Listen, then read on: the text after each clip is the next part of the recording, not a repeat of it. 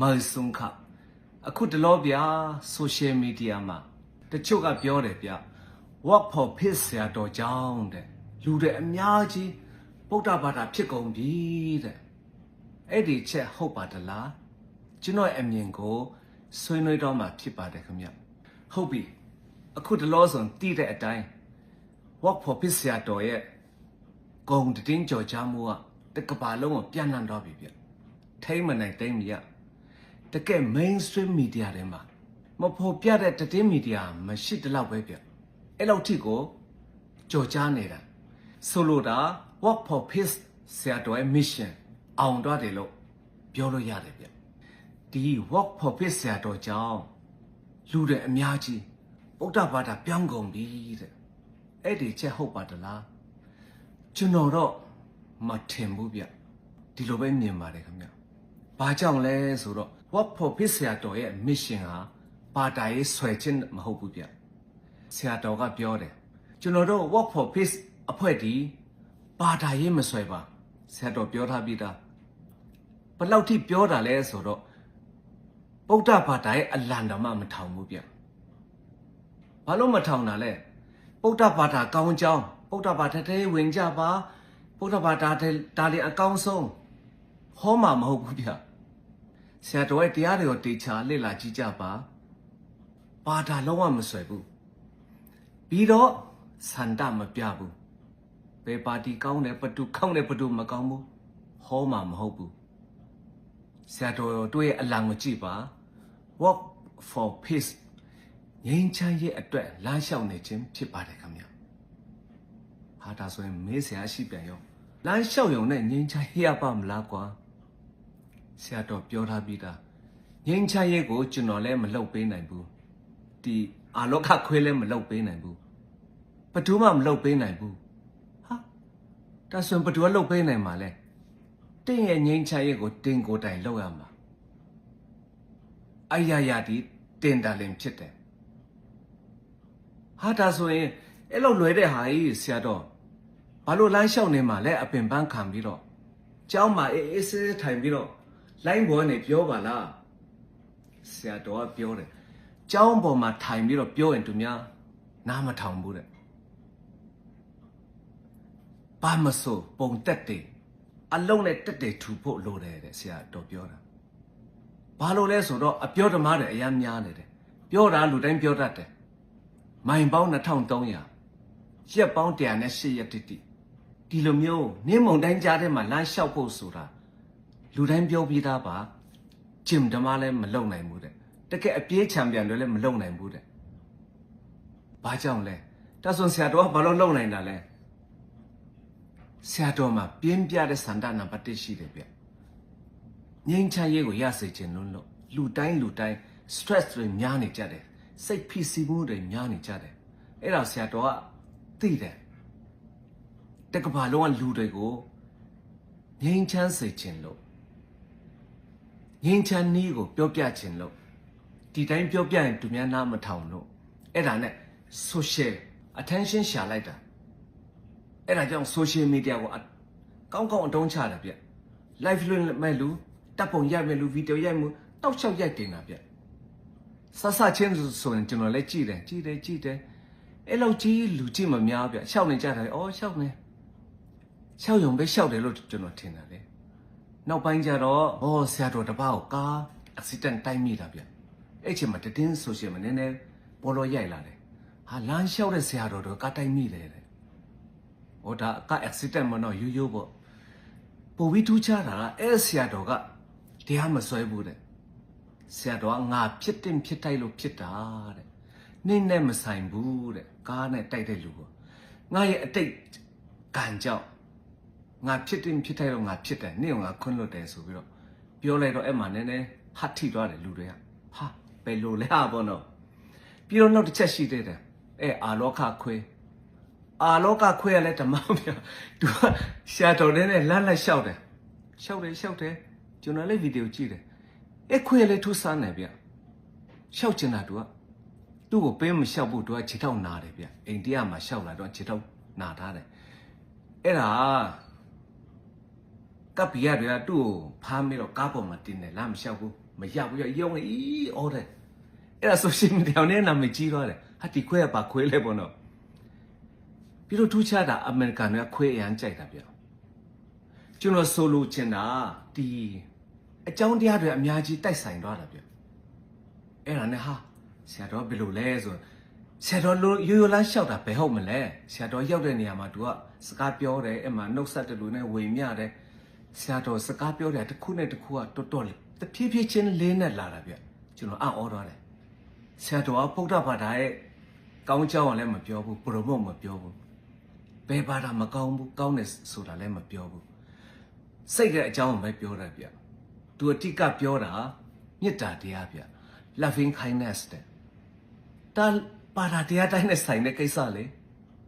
လူတိုင်းနဲ့ဆိုင်တဲ့ကိစ္စလေပါတာမဲ့လေမေတ္တာတရားတော့လိုအပ်တာပဲလေလူသားတိုင်းနဲ့ဆိုင်တဲ့ကိစ္စကိုဆရာတော်ကပြောနေတာဗျအဲ့ကျွန်တော်နားထောင်ကြည့်တယ်အင်္ဂလိပ်စကားမတောက်တခေါင်းနဲ့ဒါပေမဲ့ဆရာတော်ပြောတဲ့အင်္ဂလိပ်စကားအရင် very simple လူတိုင်းနားလည်တယ်ဗျသူကစကားပြောတာအရင် clear ဖြစ်တယ်အဲနားထောင်ဟာကျွန်တော်လည်းအရင်စိတ်ဝင်စားတော့တယ်ဆရာတော်ဟောတဲ့တရားတွေသူကလိုရင်းတို့ရှင်းမဲ့ဟောတာတိတ်ရှုပ်ရှက်ခတ်မနေဘူးလူတိုင်းမှာတဲ့ stress အများများနေကြတယ်တဲ့ကျွန်တော်တို့ထမင်းစားနေတာတောင်စားလို့စားမှမသိဘူးတဲ့ဖုန်းကြည့်လိုက်ဟိုသူများမကောင်းကြောင်းပြောလိုက်သူများအကြောင်းပြောလိုက်စိတ်ကရှုပ်ရှက်ခတ်နေရတဲ့ပြီးမနေ့ဖြန်အတွက်တွေးပူလိုက်မနေ့အကြောင်းလည်းမပြတ်သားဘူး social media တတင်းတွေလည်းဝင်ပါဟုတ်တယ်ဗျကျွန်တော်ပြန်စဉ်းစားကြည့်တာကျွန်တော်တို့ကပြစ်စုံပါမှရှိမနေဘူးအဲ့ဒါတည်းလူတွေစိတ်မပျော်ဘူးမပျော်ကြဘူးကျွန်တော်သိတယ်ကျွန်တော်လည်းမပျော်ဘူးတချို့ဆိုဝင်ငွေကောင်းတယ်အဆင်ပြေကြတာပဲပိုက်ဆံရှိအောင်လည်းမပျော်ဘူးဟာပူလောင်နေကြတယ်အဲ့ဒါဆရာတော်ကသိတယ်ဆရာတော်ကပြောတယ် hold stop တစ်ချက်လောက်ရပ်ပါတဲ့ deep breath အတက်ကိုပြင်းလဲရှူလိုက်ပါတဲ့အဲဝင်လေထွက်လေကိုနည်းနည်းတတိလေးထားလိုက်ပါ mindfulness ဗျ mindfulness စိတ်ထားလိုက်ပါတဲ့ပြီးရင်မေတ္တာပို့လိုက်ပါတဲ့ကိုပြန်ပြီးတော့မေတ္တာပို့ပါကျမ်းမာပါစေချမ်းသာပါစေပေါ့နော်ပြီးရင်ကိုယ်မိဘကိုယ်ဆွေမျိုးသားချင်းအစဆက်ဒါလူတိုင်းသိပြရဆရာတော်ဟောတာရန်သူကိုလည်းမေတ္တာပို့ပါတဲ့ဒါဆိုရင်တင်စိတ်အေးချမ်းသွားမယ်တဲ့ပြီးရင်ဖောက်ကနေတင်တတိတရားနဲ့ထိန်းတဲ့ချိန်မှာတင်စိတ်မှာဘယ်လိုပေါ်တာလဲတဲ့ပေါ်တဲ့စိတ်ကိုရှုပါတဲ့မကောင်းတဲ့စိတ်ဆိုရင်စိတ်ထဲမှာပေါ်ပြီးဆိုရင်မပြောပါနဲ့တဲ့မလှုပ်ဆောင်ပါနဲ့တဲ့ဘာမဆိုကျွန်တော်တို့စိတ်ကနေစချင်းဖြစ်ပါတယ်ကျွန်တော်တို့လူတယောက်ကိုမကောင်းပြောချင်စိတ်ကနေအရင်ပေါ်တာစိတ်ပေါ်တဲ့ချိန်မှာအဲ့စိတ်မှာမြင်အောင်ကြည့်လိုက်ဟာဒီစိတ်မကောင်းဘူးဆိုတတိတရားနဲ့ထိန်းလိုက်ပါတဲ့မပြောပါနဲ့တော့တဲ့မလှုပ်ပါနဲ့တော့တဲ့ဟာဒါဆိုရင်ရိုးရှင်းတာပဲအဲ့ဒါလူတွေကခိုက်သွားတာပြောအရင်ရိုးရှင်းတယ်ဆရာတော်ပြောတဲ့ဟာလက်တွေ့ကြတယ်ဘာသာတရားမဟုတ်ဘူးဒါလူတိုင်းလှုပ်တဲ့ဟာတကယ်လို့တကယ်စိတ်ချမ်းသာတဲ့ဟာမလူတိုင်းနားထောင်နည်းနည်းနာမည်ကြီးလာတယ်ဗျဘာလို့နာမည်ကြီးလဲဆိုတော့ဒီ mainstream social media တွေကတင်တယ်လေဆရာတော်ရဲ့အကြောင်းကိုပုဒ်တာဝန်ကြီးဘယ်နဲ့ပါလမ်းလျှောက်တယ်ပါညာဆိုတော့အရေးကြီးတာအဲ့ဒါဗျ mainstream media တွေကတင်တော့အမေရိကန်တွေကဘာလုပ်ကြတာလဲတော့ထမင်းစားပြီးပြီဆိုနားနေတဲ့ချိန်မှာဒါသမီးတွေနဲ့အေးဆေး TV ကြည့်တာဗျသူတို့ကဒီ Facebook နဲ့ TikTok ကိုတိုင်းမကြည့်ဘူး mainstream media ကိုကြည့်တာဗျအဲ့တတင်းသေးပါလာပြီဆိုတော့ပေါက်ပြီဒါကျွန်တော်ပြောရဲတယ်တတင်းသေးမှာပါတာတော့ကြည့်တယ်လူကြည့်တယ်တော့နားလဲတယ်ဒါကတော့တိတ်ရှင်းပြစရာမလိုဒါပေမဲ့ကလေးတွေကလိုက်ကြည့်တာဗျအဲ့ဒါဘာလဲကတုံးချင်းနဲ့တချို့ကလေးတွေတကယ်မမြင်ဘူးဗျအဲ့ဒါဗုဒ္ဓဘုန်းကြီးလူကြည့်တယ်ရှင်းပြရတယ်ဗျသူတို့ဘာလုပ်နေလဲစနိုးတော်ထဲမှာကလေးတွေကမိုက်တယ်ဗျစူးစမ်းတယ်အမေရိကန်ကလေးတွေကစူးစမ်းတယ်ဗျစူးစမ်းတဲ့ဟာကိုလူကြီးတွေကလည်းသူတို့ရဲ့စူးစမ်းမှုကိုရှင်းပြရတယ်ဗျဒီဘုန်းကြီးတွေငင်းချမ်းရတဲ့လမ်းလျှောက်တာလမ်းလျှောက်နေရပါမလားကလေးတွေတစ်စင်မေးလာတာဗျလူကြီးတွေလည်းဆရာတော်ရဲ့မစ်ရှင်ကိုလေ့လာပြီးတော့ရှင်းပြတယ်ဗျဒါမျိုးဆိုကလေးတွေစိတ်ဝင်စားတော့ဆရာတော်တွေးချင်တယ်ဖြစ်ပြန်ရောအဲ့ဒါလူကြီးတွေလည်း လေးစားစရာတစ်ချက်ဗျအမေရိကန်တွေကကလေးတွေကိုစူးစမ်းတဲ့ဟာလုံးဝမပိတ်ပင်ဘူးတော့မကြီးနဲ့အဲ့ဒါနှဆိုးတယ်ဘယ်တော့မှမပြောဗျကျွန်တော်ပြောရဲတယ်မတူကွဲပြားမှုကိုလည်းသူတို့တန်ဖိုးထားစေချင်တယ်နှလုံးသားတဲ့မကြီးအဲ့ဒါကြောင့်ဒါအရင်လေးစားစရာကောင်းတယ်ဗျမတူကွဲပြားတဲ့ဟာကိုလေးစားတတ်အောင်ပတ်ဝန်းကျင်ကိုလေးစားတတ်အောင်သူများရဲ့ဘာတွေလုပ်နေလဲတော့စူးစမ်းတဲ့စိတ်ကိုအားပေးတယ်ဗျအဲ့ဒါနဲ့မရတော့အောင်ဘယ်ပြန်ဆိုဥပမာပေါ့ဒီမြို့လာမယ်ဆိုကလေးတွေကကြည့်ချင်နေပြီသူက mainstream media ပဲကြည့်နေလို့တည်နေတယ်ဒီနေ့ကျမတို့မြို့လာတော့မယ်တွားကြည့်မယ်ဆိုလောက်ပြန်ရောလူကြီးတွေလိုက်ပို့တယ်ဗျအပန်းတွေနဲ့သူတို့မြင်တယ်လေပန်းတွေပေးတယ်ဆရာတော်ကလည်းပြောတယ်ပတ်စံလည်းမခံဘူးအလူခံချင်းမဟုတ်ပါဖလားမပါဘူးဗျဒါလည်းလေးစားစရာဗျဆရာတော်ပါတယ်လက်ခံလဲဆိုချစ်ချင်းမြတ်တာကိုတင်ငေတာနဲ့ပန်းတွေလက်ခံမယ်တဲ့ပြီးတော့အစားတောက်တယ်လက်ခံမယ်စွန်ဖုံးပေးမယ်ဒါတော့အစားတောက်လူတာလေနော် donation အဲ့ဒါတွေလက်ခံမယ်ပြီးတော့အမတ်တရပစ္စည်းတွေစာတော့ပါတော့အဲ့လိုမျိုးပေါ့နော် postcard တော့လက်ခံမယ်လို့ဆရာတော် line ပေါ်မှာပြောထားပြီးတော့ကလေးတွေတိတယ်ဒီနိုင်ငံကလေးတွေတင်းကြည့်နေတို့တိတယ်တချို့ဆိုပချီဆွဲတာဗျကလေးတွေအဲ့လောက်ထိတော့မှဒါပေးကြတယ်ဗျတော့ပေးတယ်ပြီးတော့ဆရာတော်ကပြောတယ်ဆရာတော်နဲ့တွေ့မယ်ဆိုရင်ဒါမျိုးလောက်တာဟာဒါ respect တယ် mutual respect ကိုကွယ်တာမဟုတ်ဘူးတချို့ထင်တာအကုန်လုံးပေါ်တော့ပါတာဖြစ်ကုန်ပြီလားရှစ်ခုကုန်ပြီမဟုတ်ဘူးဗျဒါ respect ထိုင်းနေဆိုဒီတိုင်းပဲစวัสดีครับတယောက်နဲ့တယောက် respect ဖြစ်တာဗျအခုကျွန်တော်တငယ်ချင်းတွေတော့မှအကုန်လုံးဒါမျိုးတွေဖြစ်ကုန်ပြီဗျစားတဲ့တော့ respect လောက်တာဗျတို့တိတယ်တချို့မတိပါအကုန်လုံးပေါ်တော့ပါတာဖြစ်ကုန်မဟုတ်ဘူးဗျကျွန်တော်တေချာလေ့လာစေချင်ပါတယ်ခင်ဗျကျွန်တော်တို့တည်မီဒီယာကြည့်တဲ့ချိန်မှာ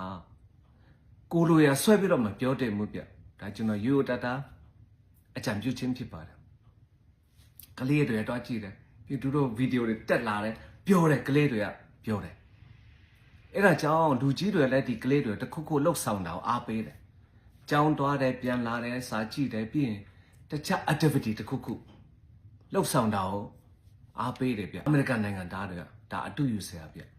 ကျွန်တော်စနိုးတွေပါတွားရိုက်တယ်နော်နင်းကြတယ်တွားရိုက်တယ်အမေရိကန်မိသားစုတွေကမိသားစုလိုက်ဗျအဖိုးရောအဖေမေရောကလေးတွေရောတွားကြည့်တယ်ဗျစနိုးကိုသူတို့ဒီမှာမွေးတာမမြင်ဖို့ဆရာအကြောင်းမရှိဘူးဘာလို့လဲတော့စိတ်ပြေလက်ပြောက်ကလေးတွေတော့ပြတယ်အော်တဘာဝတရားဒီလိုမျိုးပဲဆိုပြတာဗျအဲ့ဒါနဲ့တီးတဲ့အတိုင်းတစ်စင်းဆရာတော်တို့ရအရန်ကိုပေါ်ပြလာဖြစ်လာတယ်ဒီချိန်မှာဥပမာဒီမြို့ကိုလာမယ်ဆိုပါစို့ဒီကက်တရစ်ဖုန်ကြီးတို့ဒီနှစ်ချင်းပါစတာတို့ဒီပလီဆရာတို့လည်းမနေနိုင်တော့ဘူးဗျမနေနိုင်တော့ဘူးဆရာတော်ရဲ့နှလုံးသားကိုတို့တည်သွားတယ်ဩဒီဆရာတော်ဟာတော်တော်လေးစိတ်တဘောထားမြင့်မြတ်တာပဲဆိုတော့တို့လေးစားတော့တာဗျအဲ့ဒါနဲ့ငါတို့ကြိုရအောင်ဆိုပြီးတော့ချက်ချောင်းကြည့်တော့တကားဖွင့်ပြီးတော့ကြိုဆိုတာဗျဘယ်တော့မြင်ဘူးလို့လဲကျွန်တော်မမြင်ဘူးဗျမမြင်ဘူးဒါမျိုးကြိုဆိုခြင်းဒီပုဒ္ဓဘာသာတဲ့ဝင်ဖို့မဟုတ်ဘူးဗျဒါကိုကျွန်တော်တို့တဲကွက်တီးဖို့လုပ်တယ်ခရစ်တော်ရဲ့အဆုံးအမထဲမှာရှိပြီးသားယူဒလူမရှိဟေလတလူမရှိမခွဲခြားရဘူး love your neighbor တင်ရဲ့အိမ်နီးချင်းကိုနဲ့အမြချစ်ကြလို့တဲ့ခရစ်တော်ဒါမျိုးတွင်တင်ဆုံးမထားတာဗျအဲ့ဒါကြောင့်ဒီကကက်ထလစ်ချက်ကြောင်းတယ်ဒီနှစ်ချင်းချက်ကြောင်းတယ်ခရစ်ယာန်ချက်ကြောင်းတယ်ပေါ့ဗျာရောက်တဲ့မြို့တိုင်းမှာတကားဖွင့်ပြီးတော့အကြည့်ကျကြိုဆိုတာဗျဘလောက်ထိလေးစားစရာကောင်းလဲဘလောက်ထိဂုဏ်ယူစရာကောင်းလဲတင်မြင်ခွင့်ကြီးဟာကမ္ဘာလောကကြီးအတွက်ငြိမ်းချမ်းရေးရဲ့ပုံတက်တွေပဲဗျဒါဟာဘာကြောင့်လဲဆရာတော်ရဲ့စေတနာမေတ္တာရောင်ပြန်ဟတ်တာဗျဒီကြိုတဲ့ခရိယာအတိုင်းဝိုင်းကလည်းနှလုံးသားဖွင့်ထားတာဗျနှလုံးသားကြီးမြတ်တာဗျတာဝန်ရှိတဲ့အစွဲအဖွဲ့တဲ့အတီးတီးပေါ့ဗျလုံချုံရဲ့အဖွဲ့ရန်လေးစားစရာကောင်းတယ်ဗျဒါအမေရိကန်မို့လို့ဒါမျိုးဖြစ်တာဗျ